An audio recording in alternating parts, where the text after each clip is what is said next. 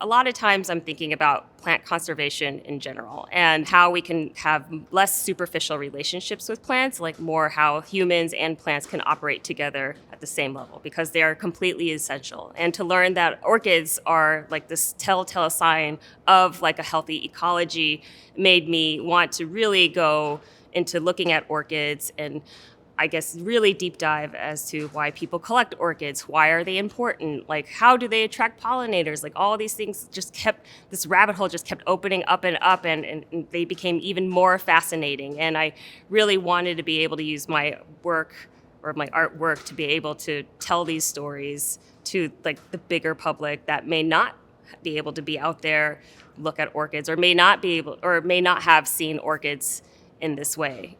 I am so surprised that orchids have such a wide variety of color, and it's colors that I couldn't even imagine that is growing on an orchid. And after being here at the greenhouse, seeing like the amount of varieties, spots, like patterns, and I just can't believe that this is something that is found organically in nature, and that, it's just something that I don't think could be replicated by anyone, even by humans, to think of that, like, let's combine chartreuse with like dark red stripes and spots. And it just becomes a sculpture on its own.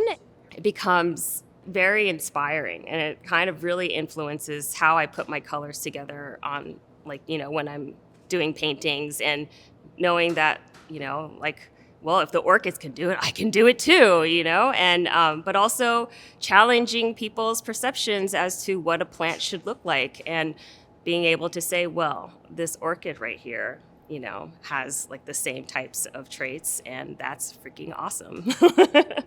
I am excited to see people come and just be completely fascinated by the sheer amount of variety orchids have.